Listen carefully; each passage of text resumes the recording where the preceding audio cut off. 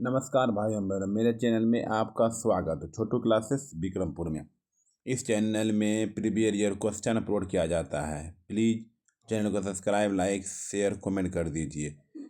Bihar SSC GD का series चल रहा है अभी, ठीक है। जितना प्रीवियस ईयर क्वेश्चन है ऑल टू ऑल, और बिहार पुलिस का 2010 से लेकर 2025 तक all to all previous year question upload कर दिए। प्ले लिस्ट बना दी, जाके देख लीजिए। बिहार दरोगा का भी एनसीईआरटी बुक अपलोड कर रहे हैं। लूसेंट भी अपलोड कर दिए, कुछ जाके देख लीजिए। और क्लास 10 का all to all video upload कर दिए, हर चैप्टर का जाके देख लीजिए। अपने भाई बहनों को शेयर कर दीजिए प्ले लिस्ट से। ओके, चलिए धन्यवाद। चलिए, बिहार एसएससी का कर्मचारी चयन नहीं, बिहार एसएससी जीडी कर्मचारी चयन आयोग एसएससी द्वारा आयोजित constable GD, BSF, CISF, CRPF, SSB, ITBP, ARNIA, SSF, इतना एग्जाम में पूछा जाता है। एसएससी जीडी में इतना होता है पोस्ट। सामान्य जानकारी, अध्यावार, सॉल्व पेपर। चलिए, पहले इतिहास, हिस्ट्री, प्राचीन इतिहास अपलोड कर दे, जाके देख लीजिए, ठीक। प्ले लिस्ट में अपलोड कर दिए हैं। मध्यकालीन इतिहास भी अपलोड कर दिए, जाके देख लीजिए। मध्यकालीन इतिहास में इतना ऑल टू ऑल पढ़ा दिए हैं। दिल्ली सल्तनत, आधुनिक इतिहास भी अपलोड कर दिए हैं। प्ले लिस्ट में 2-3 पार्ट में अपलोड कर दिए हैं। आधुनिक इतिहास अपलोड कर दिए हैं, जाके देख लीजिए। ऑल टू ऑल पार्ट में पार्ट बना करके। भारतीय राज्य व्यवस्था भी 5 पार्ट में अपलोड कर दिए। इंडियन पॉलिटिकल साइंस का, पॉलिटिकल से, ठीक। सगर, न्यायपालिका, ये वो, ठीक। विश्व का भूगोल भी अपलोड कर दिए, जाके देख लीजिए। प्लेलिस्ट में अपलोड है, ठीक।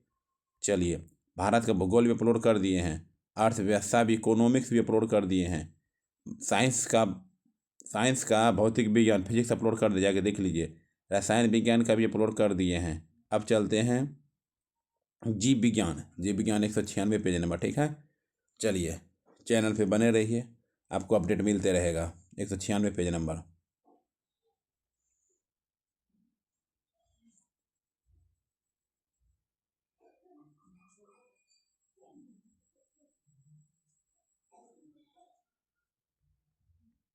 चलिए देखिए, जीव विज्ञान, बायोलॉजी, ठीक है। आइए, सबसे पहले पहला टॉपिक क्या है? कोशिका सिद्धांत संरचना कार्य। कोशिका सिद्धांत संरचना कार्य के बारे में सेल का क्वेश्चन को क्या क्या पूछा है। कोशिका द्रव में राइबोसोम, माइटोकॉन्ड्रिया और गोल्गी काय जैसे डैश होते हैं। कोशिका द्रव में राइबोसोम, माइटोकॉन्ड्रिया और गोल्गी काय जैसे डैश होते हैं। कोशिकांग होते हैं। क्या होते हैं? कोशिकांग। कोशिका द्रव में राइबोसोम, माइटोकॉन्ड्रिया और गोल्गी काय जैसे कोशिकांग होते हैं। राइबोसोम में प्रोटीन का संश्लेषण होता है। बोलेगा, राइबोसोम में प्रोटीन का संश्लेषण होता है, जबकि माइटोकॉन्ड्रिया को कोशिका का पावर हाउस कहा जाता है। पावर हाउस कहा जाता है। क्या कहा जाता है? पावर हाउस कहा जाता है। प्रकाश संश्लेषण की प्रक्रिया माइटोकॉन्ड्रिया में ही घटित होती है। बोलेगा, प्रकाश संश्लेषण की क्रिया माइटोकॉन्ड्रिया में ही घटित होती है। गोल्गी काय कोशिकीय परिवहन को नियंत्रित करता है। गोल्गी काय जो है कोशिकीय परिवहन को नियंत्रित करता है, इसलिए इसे कोशिका का ट्रैफिक इंस्पेक्टर भी कहा जाता है। कोशिकीय ऊर्जा हस्तांतरण प्रणालियों का प्रमुख घटक क्या है? कोशिकीय ऊर्जा हस्तांतरण प्रणालियों का प्रमुख घटक क्या है? फास्फोरस है। कोशिकीय ऊर्जा हस्तांतरण प्रणालियों का प्रमुख घटक क्या है? फास्फोरस है। क्या है? फास्फोरस है। फास्फोरस न्यूक्लिक एसिड अम्ल तथा कोशिकीय ऊर्जा हस्तांतरण प्रणाली का एक प्रमुख घटक है। अनेक प्राणियों में अपना कवच, अस्थियों एवं दांत आदि निर्माण के लिए इसकी आवश्यकता होती है। चलिए, जब रॉबर्ट हुक ने एक साधारण आवर्धक उपकरण के नीचे कॉर्क के टुकड़े देखे तो उन्होंने कौन सा शब्द गढ़ा? जब रॉबर्ट हुक ने एक साधारण आवर्धक उपकरण के नीचे कॉर्क के टुकड़े देखे तो उन्होंने कौन सा शब्द गढ़ा? कोशिका शब्द गढ़ा। क्या गढ़ा? कोशिका शब्द गढ़ा। ठीक।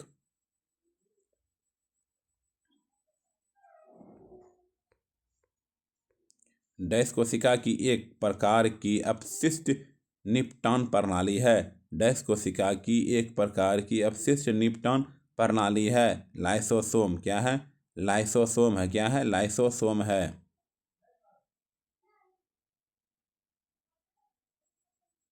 ठीक, चलिए आगे।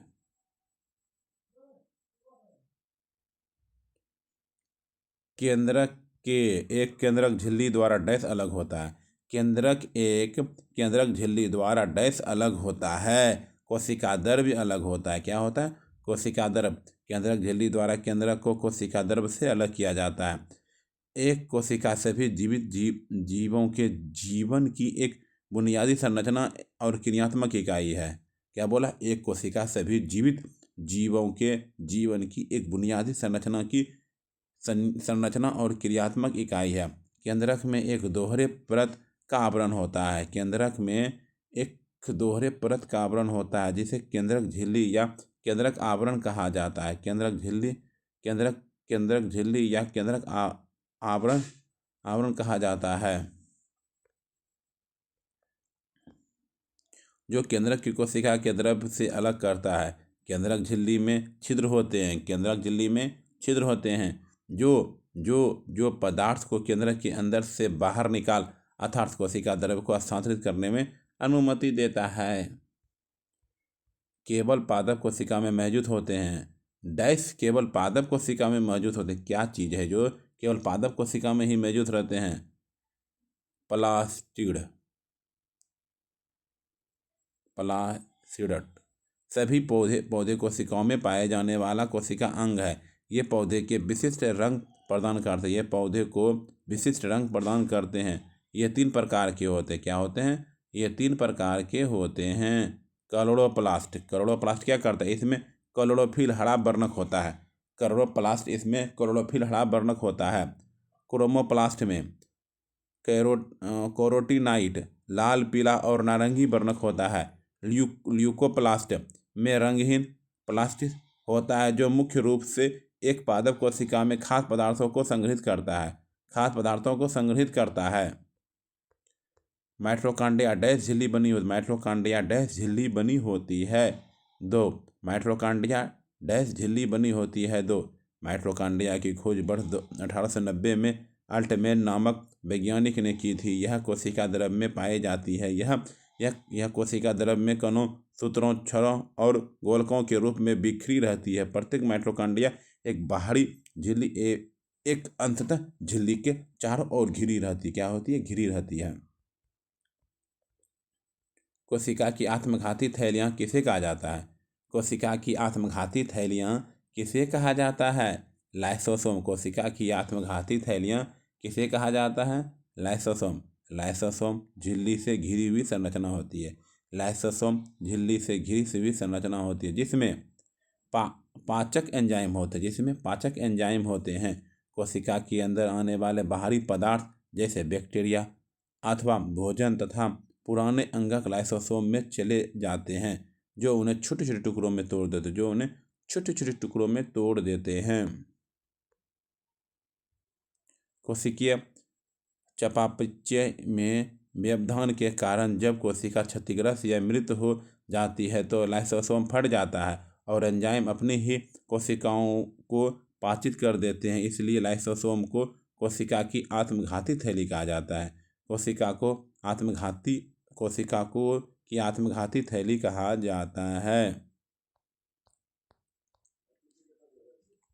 एक से अधिक कोशिकाओं से बने जीवों को आप क्या कहते हैं? एक से अधिक कोशिकाओं से बने जीवों को आप क्या कहते हैं? बहुकोशिकीय। क्या है? बहुकोशिकीय।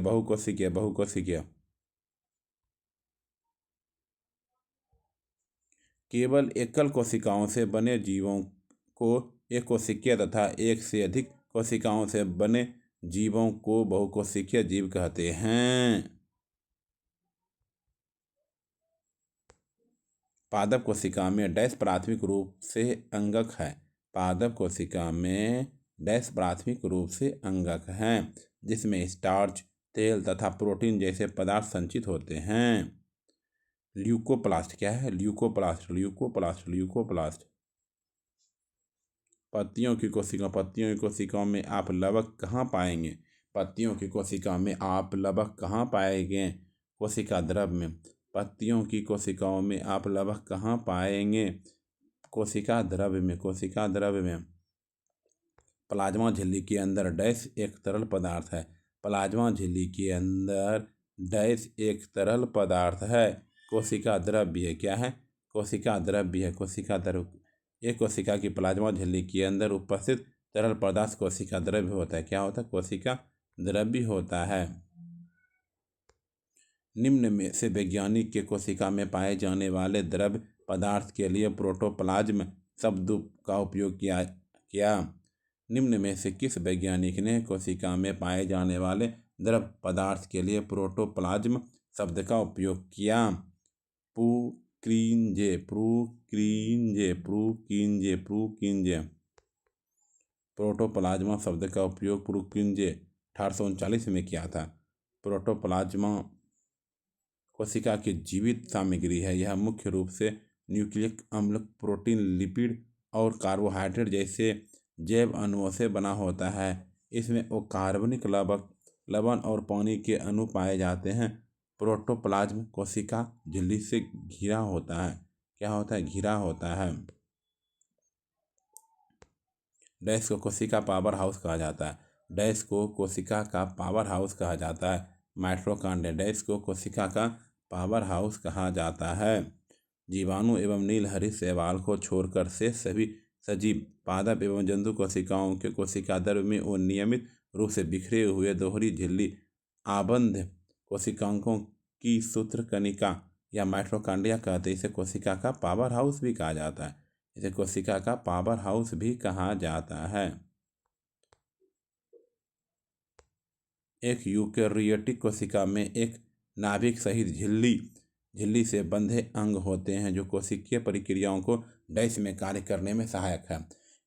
एक यूकेरियोटिक कोशिका में एक नाभिक सहित झिल्ली मेम्ब्रेन से बंधे अंग होते हैं जो कोशिकीय प्रक्रियाओं को डैश में कार्य करने में सहायक है।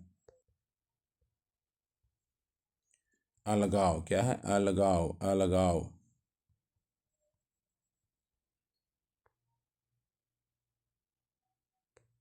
जैव अणु, लिपिड, प्रोटीन, न्यूक्लिक अम्ल। जैव अणु में क्या? लिपिड, प्रोटीन, न्यूक्लिक अम्ल पहरना है। डीएनए का पूर्ण रूप क्या है? डीएनए का पूर्ण रूप क्या है? Deoxyribonucleic acid.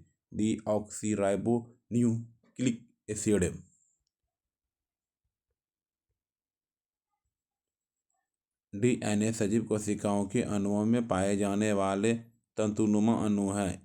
इनमें आनुवंशिक कूट निबंध रहता है। डीएनए अणु की संरचना द्विकुंडलित घुमावदार सीढ़ी की तरह होती है। इसका पूर्ण रूप डीऑक्सीराइबोन्यूक्लिक एसिड होता है। प्रजनन में अंतर्निहित भिन्नता लैंगिक प्रजनन और डैश की विफलता के कारण होती है। प्रजनन में अंतर्निहित भिन्नता लैंगिक प्रजनन और डैश की विफलता के कारण होती है। डीएनए के कॉपी होने, डीएनए के प्रतिकृति बनाना प्रजनन की मूल घटना है जो संतति जीव में जैव विकास के लिए उत्तरदायी होती है। क्या होती है? उत्तरदायी होती है। डीएनए की प्रकृति का प्रजनन में महत्व। डीएनए में प्रोटीन संश्लेषण हेतु विशिष्ट सूचना निहित होती है। डीएनए में प्रोटीन संश्लेषण हेतु विशिष्ट सूचना निहित होती है। प्रतिकृति बनने के समय जिस तरह की सूचनाएं प्रतिकृति में शामिल होती है, बनने वाला प्रोटीन उसी प्रकार का बनता है। भिन्न भिन्न प्रोटीन के कारण जीवों के शारीरिक अभिकल्प में भी विविधता आ जाती है। संतति कोशिकाएं समान होते हुए भी एक दूसरे के भिन्न होती है। देखिए फिर पढ़ते डीएनए पर। डीएनए प्रकृति प्रजनन में महत्व है। डीएनए में प्रोटीन संश्लेषण हेतु विशिष्ट सूचना निहित होती है। प्रतिकृति बनने के समय जिस तरह की सूचनाएं प्रतिकृति में शामिल होती है, बनने वाला प्रोटीन उसी प्रकार बनता है।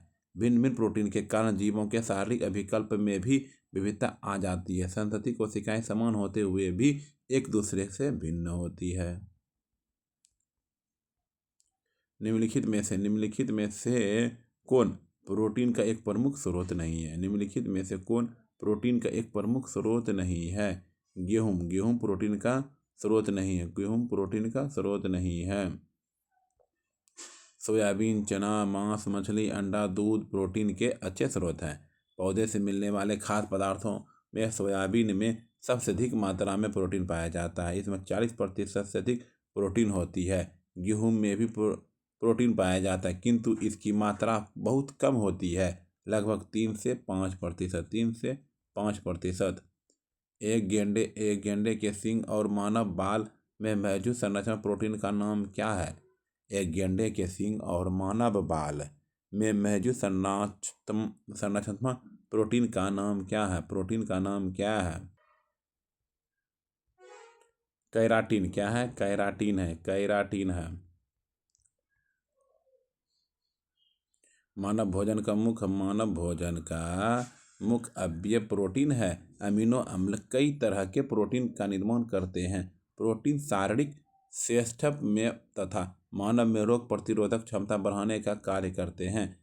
केराटिन बालों, नाखूनों, खुर, सींग तथा त्वचा में उपस्थित होता है तथा मायोसिन मांसपेशियों में उपस्थित होता है। मायोसिन मांसपेशियों में उपस्थित होता है। चलिए गुणसूत्र के बारे में टॉपिक, ठीक है। गुणसूत्र से क्या क्या पूछा जाता है सर्जरी में? मनुष्य में आमतौर पर समान गुणसूत्रों के जोड़े की संख्या डैश होती है। मनुष्य के आमतौर पर समान गुणसूत्रों के से जोड़ों की संख्या होती है 22। जोड़े की संख्या 22 होती है। गुणसूत्र सभी प्राणियों में, वनस्पतियों, कोशिकाओं में पाए जाने वाले तंतु रूपी पिंड होते हैं, जो कि सभी आनुवंशिक गुणों को निर्धारित व संचालित करते हैं। प्रत्येक प्रजाति में गुणसूत्रों की संख्या निश्चित होती है। जितना प्रजाति है तब गुणसूत्र संख्या होती है 46 या 23 जोड़ी में होती है। मानव कोशिका में गुणसूत्रों की संख्या 46 या 23 जोड़ी होती है। 22 जोड़े गुणसूत्र जिन्हें समजात गुणसूत्र कहते हैं। 22 जोड़ी जिसको रहता है उसको समजात गुणसूत्र कहते हैं। नर और मादा में समान होते हैं जिन्हें समजात गुणसूत्र कहते हैं। 23वें जोड़े में गुणसूत्र वो समान होते हैं जिन्हें विषमजात गुणसूत्र कहते हैं। जिसे विषमजात गुणसूत्र कहते हैं। मनुष्यों में गुणसूत्रों के कितने युग्म होते हैं? मनुष्यों में गुणसूत्रों में के कितने युग्म होते हैं? 23। मनुष्यों गुणसूत्रों में कितने युग्म होते हैं? 23 होते हैं। क्या होते हैं? 23 होते हैं।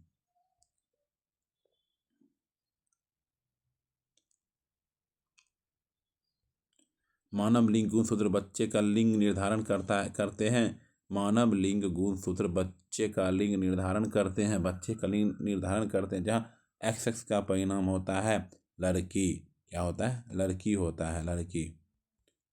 आइए, मानव जाति में 23 जोड़े अर्थात 46 गुणसूत्र होते हैं। इनमें से 22 जोड़ियों के गुणसूत्र स्त्रियों और पुरुषों में समान अपने अपने जोड़ीदार के समजात होते हैं, उसे ऑटोसोम कहते हैं। पुरुषों में 23 जोड़ियां समजात नहीं होते हैं। माता पिता से जिस संतान को XX गुणसूत्र मिलते हैं पुत्री, और जिसे XY गुणसूत्र मिलते हैं वह पुत्र बनता है। आनुवांशिकी एवं जैव विकास से क्वेश्चन है। शब्द उत्परिवर्तन मुख्य रूप से संदर्भित करता है। शब्द जो उत्परिवर्तन मुख्य रूप से संदर्भित करता है। आनुवंशिक गलती, ठीक है।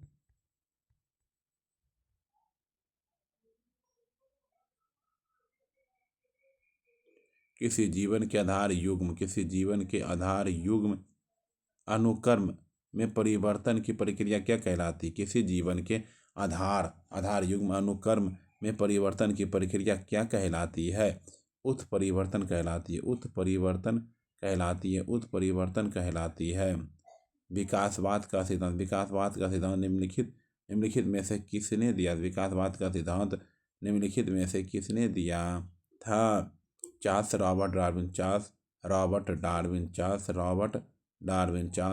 डार्विन। वह प्रक्रिया को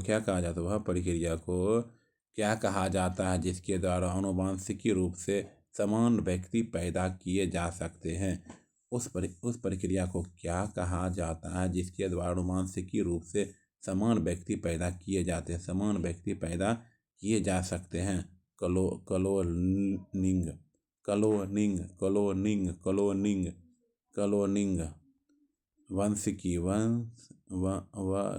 वर्ग की सभी सजीव जीवों को विहटेकर 1969 द्वारा प्रस्तावित प्रणाली के तहत समूहों में वर्गीकृत किया जाता है।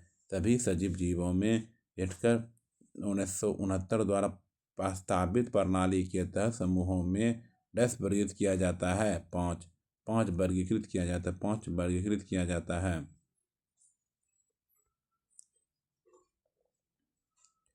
आइए 27 नंबर पे।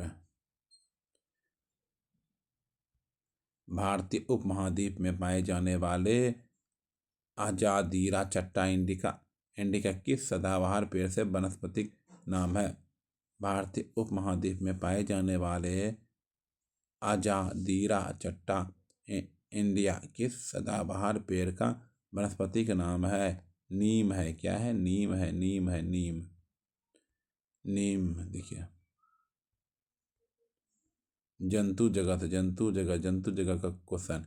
निम्नलिखित चार में से 3 स्तनपायी के उदाहरण है और इस प्रकार एक समूह बनाते हैं। कौन इस समूह में संबंधित नहीं है?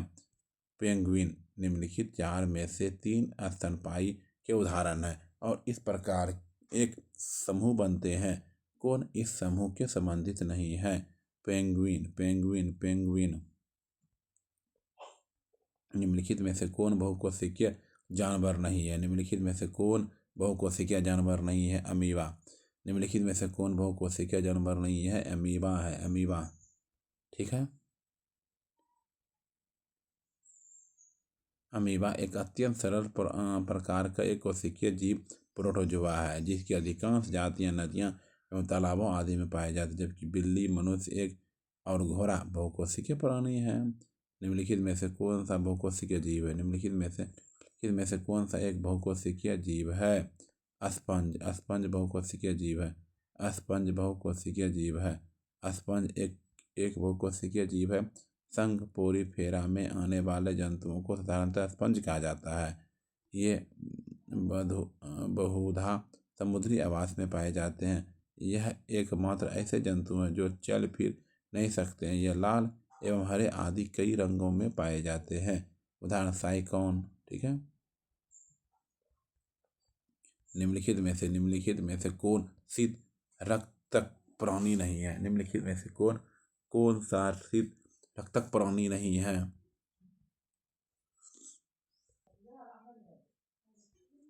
खरगोश। क्या है? खरगोश।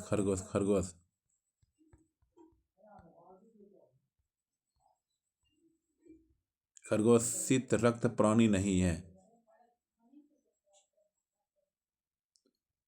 शरीर का ताप बाह्य वातावरण के अनुसार बदलता रहता है। वे शीत रक्त प्राणी या असमतापी जीव कहलाते हैं। इस वर्ग में मत्स्य वर्ग कीड़े, सांप, सरीसृप वर्ग मेढक, शार्क, मगरमच्छ, छिपकली तथा अमेरास्की जीव आदि हैं। गर्म रक्त अथवा समताप जीव होते हैं जिसके शरीर का ताप सदैव एक समान रहता है। इस वर्ग में स्तनधारी जीव आते हैं जैसे मनुष्य, खरगोश, कंगारू, चूहा, बिहू।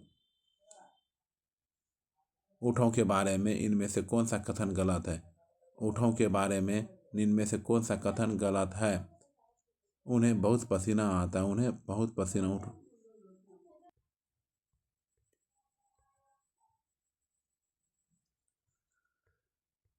निम्नलिखित में से कौन सा एक संधिपाद है? निम्नलिखित में से कौन एक संधिपाद है?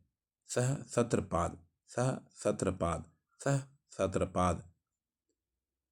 संघ आर्थ्रोपोडा जंतु जगत का सबसे बड़ा संघ है। संघ आर्थ्रोपोडा जंतु जगत का सबसे बड़ा संघ है। इस संघ के सदस्य सभी प्रकार के आवासों में पाए जाते हैं। इनका शरीर सर, वक्ष तथा उदर में विभक्त होता है। उदाहरण एपिस मधुमक्खी, लेपिडोस्टोरा, झिंगुर आदि। जीव जंतुओं की संरचना स्वच्छ रूप एवं पारिस्थितिकी वितरण के वैज्ञानिक अध्ययन को डैश कहा जाता है। जीव जंतुओं की संरचना, स्वरूप और पारिस्थितिकी वितरण के वैज्ञानिक अध्ययन को डैश कहा जाता है। जंतु विज्ञान।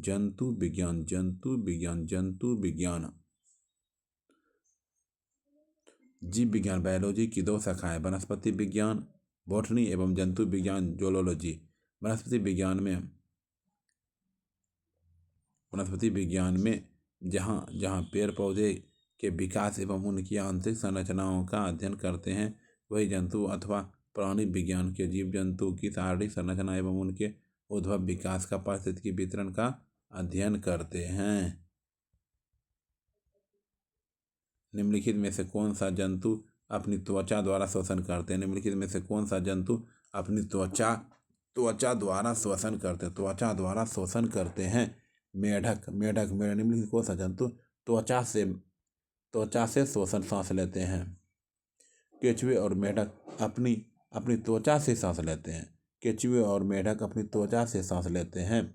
वायु उनकी त्वचा से आसानी से गुजर सकती है। वायु उनकी त्वचा से आसानी से गुजर सकती है, जो इसे आर्द्र और चिपचिपी बनाती है। आर्द्र त्वचा क्षेत्र में छोटी रक्त कोशिकाएं मौजूद होती है, जहाँ गैसों का आदान प्रदान होता है। निम्नलिखित में से कौन सा जानवर बिल में नहीं रहता है? कछुआ बिल में नहीं रहता है। वुडचक, खरगोश, धानी मूस, छछूंदर, नेवला ऐसे जीव हैं जो विश्व के कई भागों में पाए जाते हैं। इन्हें बिल बनाने महारत हासिल है, जबकि कछुआ रेंगने वाला सरीसृप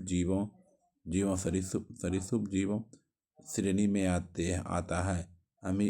अमीबा एक या एक से अधिक उंगलियों की तरह प्रक्षेपणों को बाहर ढकेलता है, जिसे गति और भोजन पर कब्जा कहा जाता है।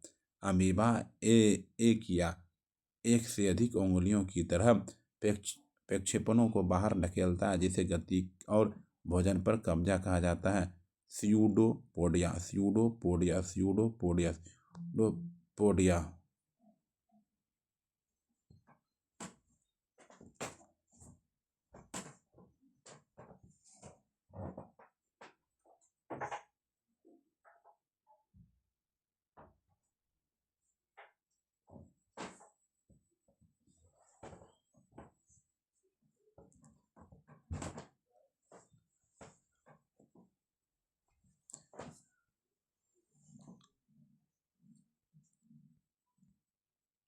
हृदय के एक चक्र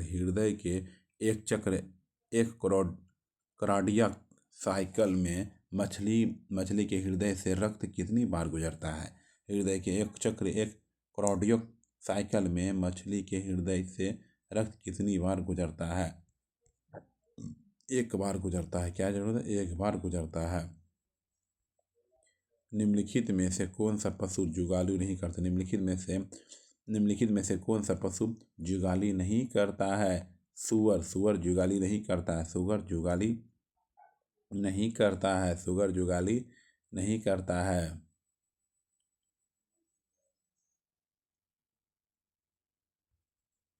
उन जीवों को क्या कहा जाता है जो शिशु संततियों को जन्म देते हैं? उन जीवों को क्या कहा जाता है जो शिशु संततियों को जन्म देते हैं? जरायुज, बीवी परस। ठीक है, चलिए।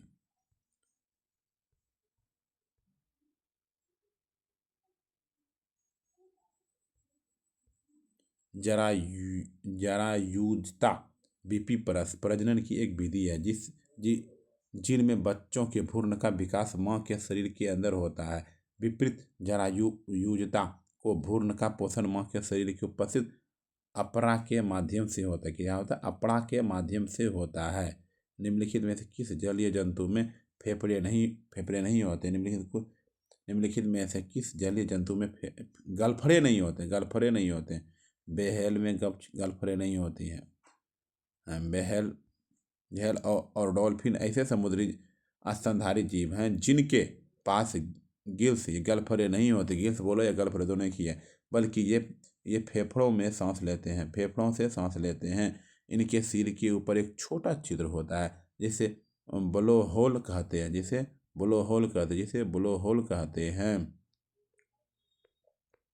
ब्लोहोल कहते हैं।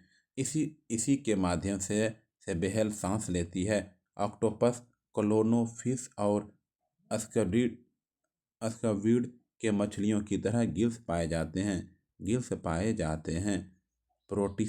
प्रोटिस्टा जीवों द्वारा गति के लिए निम्न में से किस विशेषताओं का उपयोग किया जाता है? प्रोटिस्टा जीवों द्वारा गति के लिए निम्न में से किस विशेषता का उपयोग किया जाता है? फ्लैजिला। पावोक्रिस्टेड को सामान्यतः डैश के रूप में जाना जाता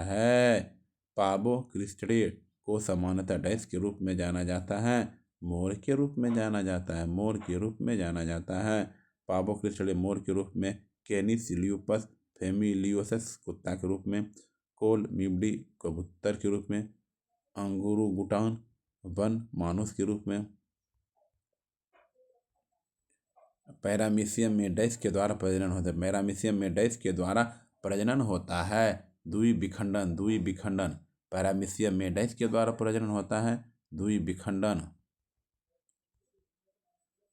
पैरामीशियम एक कोशिकीय प्रोटोजोआ संघ प्रणाली है। इसमें केंद्रक का अभाव होता है। उपयुक्त वातावरणीय दशाओं में यह क्षैतिज द्विखंडन के द्वारा जनन करता है। इसके अलावा इसमें अनेक प्रकार का केंद्रीय पुनर्गठन जैसे संयुग्मन, अंतःमिश्रण आदि भी होते हैं। पैरामीशियम की कुछ जातियों में कोशिका द्रव्य कण पाए जाते हैं।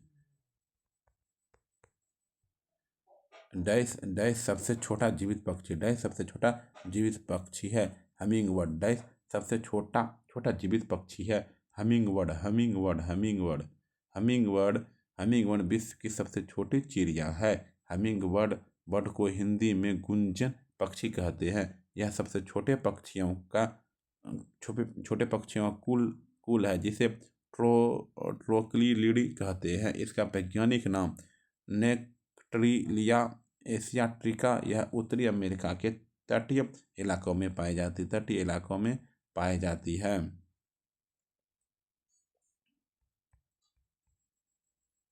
डॉल्फिन शिशुमार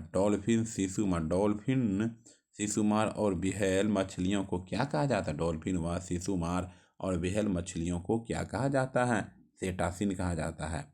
डॉल्फिन, शिशुमार और बेहेल मछलियों को सेटासिन कहा जाता है। विदित है कि स्तनधारियों के जलीय समूह को सेटासिन कहते हैं। स्तनधारी जितना उसको सेटासिन कहते हैं। निम्नलिखित में से कौन सा जानवर स्तनपायी है? बेहेल जो स्तनपायी, स्तन दूध पिलाती है। बेहेल एक स्तनपायी जानवर है तथा सीटासियन परिवार की सदस्य है। मादा बेहेल बच्चे पैदा करती है और अपने नवजात को दूध पिलाते हैं जो इनकी स्तन ग्रंथियों से निकलता है। यह कशेरुकी होते हैं। इनके शरीर में बाल और कान के मध्य भाग में 3 हड्डियां होती है। ये नियत तापी प्राणी है। निम्नलिखित में से कौन धानी प्राणी मार्सुपियल का उदाहरण है? कंगारू धानी प्राणी मार्सुपियल स्तनधारी प्राणी का एक वर्ग है। क्या है? एक वर्ग है जो अपने शिशुओं को अपने पेट के पास बनी हुई एक धानी थैली में रखकर चलते हैं। धानी प्राणी को कंगारू, कंगारू को आला, कंगारू हुआ को आला, पासम, वोम्बेट और टास्मेनियाई डेविल शामिल हैं। इस प्रकार के जंतु स्वल्प विकसित बच्चों को जन्म देते हैं, जिनका विकास मार्सुपियल थैली में होता है। मानव शरीर का बताइए क्वेश्चन। चलिए मानव शरीर का ऐसे जीडी में क्या क्या क्वेश्चन पूछा जाता है देखते हैं। कार्बोहाइड्रेट प्रोटीन और वसा के पुनर्पाचन का स्थल है। कार्बोहाइड्रेट प्रोटीन और वसा के पुनर्पाचन स्थल है। क्षुद्रांत्र मानव शरीर में कार्बोहाइड्रेट प्रोटीन और वसा के पुनर्पाचन का स्थान क्षुद्राक्ष छोटी आंत है। क्या छोटी आंत है। मानव शरीर में भोजन एक सतत नली से गुजरता है, जो डैश से प्रारंभ होकर गुदा तक जाती है। मानव शरीर में भोजन एक सतत नली से गुजरता है, जो डैश से प्रारंभ होकर गुदा तक जाती है। मुख गुहिका निम्नलिखित में से कौन सा कार्य मेडुला ऑब्लांगेटा द्वारा नियंत्रित नहीं होता है। निम्नलिखित में से कौन सा कार्य मेडुला ऑब्लांगेटा द्वारा नियंत्रित नहीं होता है।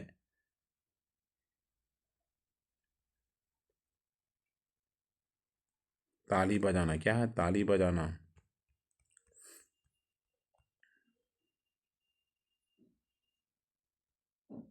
डेंड्रॉन और एक्सॉन किसके भाग हैं। डेंड्रॉन और एक्सॉन किसके भाग हैं।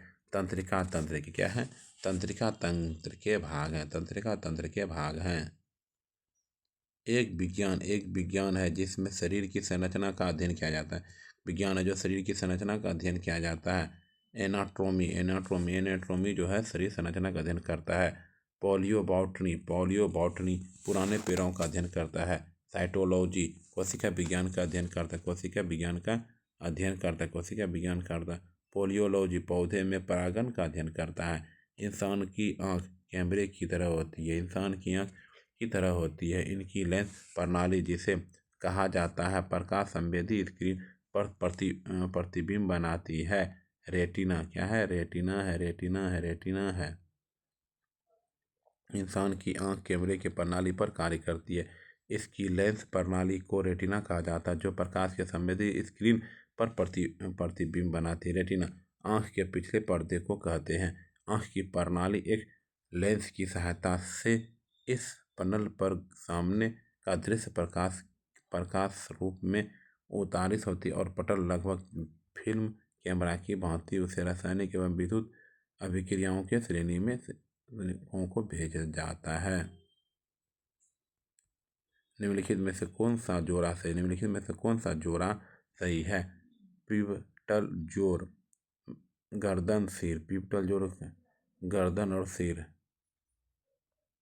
मानव शरीर की त्वचा की बाह्य परत के लिए निम्नलिखित में से किस शब्द का उपयोग किया जाता है। मानव शरीर की त्वचा की बाह्य परत के लिए निम्नलिखित में से किस शब्द का उपयोग किया जाता है। एपिडर्मिस। पीनियल ग्रंथि से श्वासित होता है। मेलाटोनिन पीनियल ग्रंथि से श्वासित होता है। मेलाटोनिन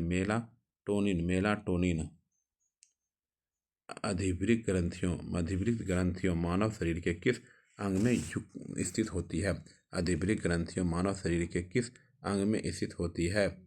वृक्क क्या होती है। वृक्क।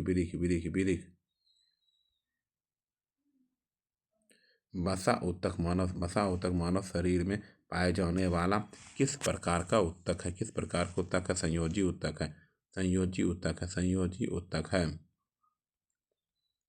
मानव शरीर की सबसे छोटी और सबसे लंबी हड्डियां क्रमशः डैश है। मानव शरीर की सबसे छोटी और सबसे लंबी हड्डियां क्रमशः डैश है। रकाव जंघा स्थित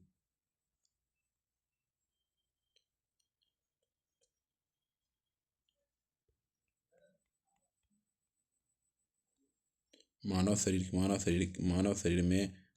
में बाल, नाखून और त्वचा की ऊपरी परत बनाने वाला प्रमुख पदार्थ कौन सा है? मानव शरीर में बाल, नाखून और त्वचा की ऊपरी परत बनाने वाला प्रमुख पदार्थ कौन सा है? कैराटीन है। क्या है? कैराटीन है। कैराटीन है। श्वास संबंधी अभिग्राहक मानव शरीर के किस अंग में होते हैं? श्वास संबंधी अभिग्राहक मानव शरीर के किस अंग में होते हैं? जीभ में होते हैं। क्या होते हैं? जीभ में होते हैं। जीभ में होते हैं। निम्नलिखित में से कौन सा कथन गलत है? निम्नलिखित कौन सा कथन गलत है? लार में लाइपेज नामक एंजाइम होता है जो स्टार्च को सरल शर्करा में विघटित करता है। ये गलत बात।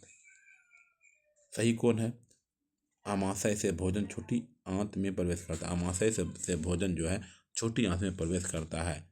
भोजन ग्रासनली इसोफेगस के माध्यम से आमाशय में प्रवेश करता है। कार्बोहाइड्रेट, प्रोटीन और वसा का पूर्ण पाचन छोटी आंत में होता है। छोटी आंत में होता है।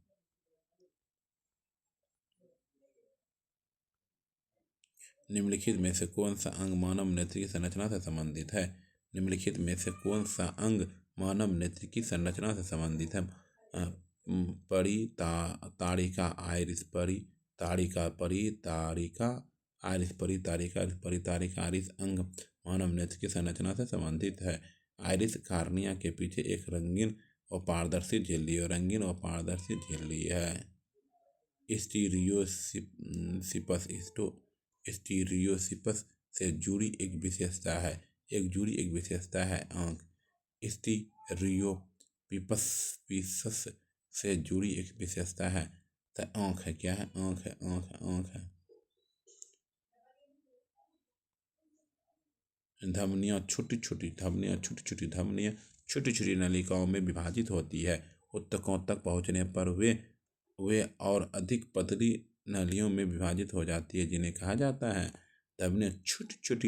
छोटी धमनियाँ छोटी नलिकाओं में विभाजित होती है। ऊतकों तक पहुँचने पर वे अधिक पतली नलियों में विभाजित हो जाती है, जिन्हें कहा जाता है कोशिकाओं।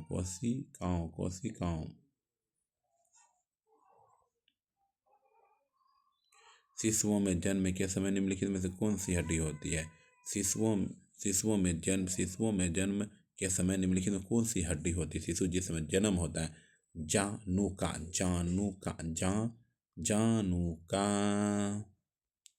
डैश आसपास में ध्वनि को एकत्रित करता है। डैश आसपास से ध्वनि को एकत्रित करता है। कर्णपाली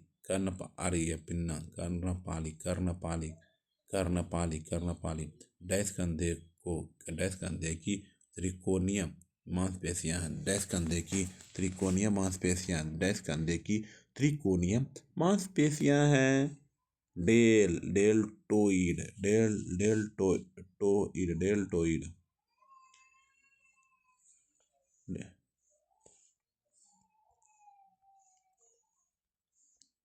ह्यूमरस किस अंग का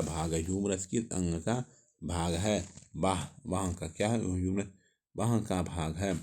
मानव शरीर रचना के अंतर्गत ह्यूमरस बाह के ऊपर भाग उपस्थित एक लंबी हड्डी होती है, जिसका विस्तार कंधे से लेकर कोहनी स्कैपुला तक होती है, जिसे तथा नीचे के भाग दो लंबी अस्थियां रेडियस तथा अन्न होती है। आहार नली में अंगों द्वारा श्वसित होने वाला कौन सा रस वसा के पाचन में महत्वपूर्ण भूमिका निभाता है? आहार नली में अंगों द्वारा श्वसित होने वाला कौन सा रस वसा के पाचन में महत्वपूर्ण भूमिका निभाता है?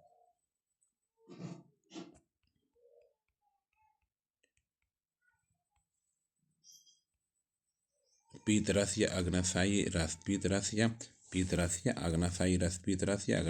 रस। पेट द्वारा श्वसित म्यूकस बलगम की भूमिका क्या है? पेट की परत की रक्षा के लिए हमारे पाचन तंत्र के किस भाग में वसा का पाचन होता है? हमारे पाचन तंत्र के किस भाग में वसा का पाचन होता है? वसा का पाचन होता है छोटी आंत में, छोटी आंत में, छोटी आंत में, छोटी आंत में। जठर अम्ल डैश द्वारा पेट में श्वासित होता है? जठर रस, जठर रस, जठर अम्ल डैश द्वारा पेट में श्वासित होते हैं? जठर अम्ल डैश द्वारा पेट में श्वासित होते हैं? पार्श्विक कोशिकाएं, पार्श्विक कोशिकाएं, पार्श्विक कोशिकाएं, पार्श्विक कोशिकाएं। डैश का अस्तर छोटी अंगुली की तरह बहिर्गत भाग से ढका है जिसे व्हीली कहा जाता है? डैश अस्तर छोटी अंगुली की तरह बहिर्गत भाग से ढका होता है जिसे व्हीली कहा जाता है, जिसे व्हीली कहा जाता है। किसी का छोटी आंत क्या कहते हैं? छोटी आंत क्या होता है? छोटी आंत, छोटी आंत मनुष्य, छोटी आंत, छोटी आंत मनुष्य के पाचन तंत्र का प्रमुख भाग है। मनुष्य द्वारा ग्रहण किए गए भोजन का अधिकांश पाचन एवं अधिकांश छोटी आंत में ही होता है। छोटी आंत की भीतरी दीवारों पर उंगली के आकार की असंख्य रचनाएं आभार होती है जिन्हें विली कहा जाता है। यह ग्रहण किए गए भोजन से पोषक पदार्थों का अवशोषण करती है। क्या करती है? अवशोषण करती है। रक्त समूह डैश वाले व्यक्ति को सार्वभौमिक सर्वदाता कहा जाता है? रक्त समूह डैश वाले व्यक्ति को सार्वभौमिक सर्वदाता कहा जाता है? O negative, O negative, O negative, O negative. निम्न में से कौन परिसंचरण तंत्र का हिस्सा नहीं है? निम्नलिखित में से कौन परिसंचरण तंत्र का हिस्सा नहीं है? Villi, villi, villi, villi, villi, villi, villi, villi. Dash मनुष्यों में ऑक्सीजन परिवहन के लिए उत्तरदायी है? मनुष्यों में ऑक्सीजन परिवहन के लिए उत्तरदायी है? Haemoglobin, haemoglobin, haemoglobin, haemoglobin, haemoglobin.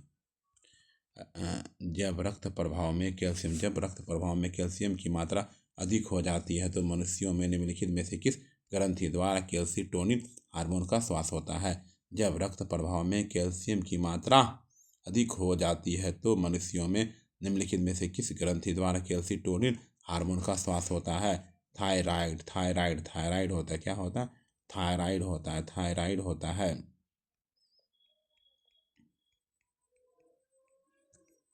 रक्त का कौन सा घटक रक्त के थक्के बनाने में मदद करता है? रक्त का कौन सा घटक रक्त के थक्के बनाने में मदद करता है? प्लेटलेट।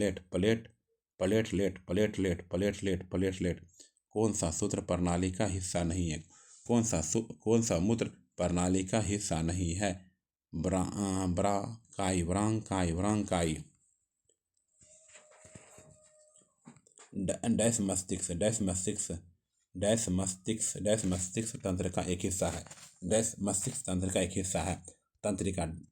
मस्तिष्क डैश तंत्र का हिस्सा है? तंत्रिका है। क्या है? तंत्रिका है, तंत्रिका है। डैश मानव शरीर की सबसे छोटी हड्डी है? डैश मानव शरीर की सबसे छोटी हड्डी है? छोटी हड्डी स्टेपिज कान की हड्डी, स्टेपिज कान की हड्डी, स्टेपिज कान की हड्डी, स्टेपिज कान की हड्डी। जबड़ा किसका भाग है? जबड़ा किसका भाग है? खोपड़ी का। जबड़ा किसका भाग है? खोपड़ी का भाग। जबड़ा किसका भाग है? खोपड़ी का भाग है।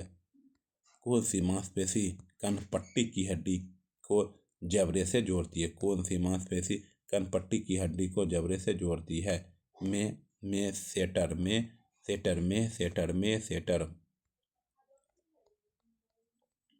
टीबिया किसका भाग है? टीबिया किसका भाग है? टीबिया किसका भाग है? पैर का भाग। टीबिया किसका भाग है? पैर का भाग। टीबिया मानव शरीर की दूसरी सबसे बड़ी हड्डी होती है जो पैर के निचले हिस्से में स्थित होती है। मानव शरीर की सबसे बड़ी हड्डी फीमर होती है जो पैर के ऊपर हिस्से जांघ में स्थित है। मानव शरीर की सबसे छोटी हड्डी कान में स्थित होती है जो इसको स्टेपिज कहते हैं। क्या कहते हैं? स्टेपिज कहते हैं।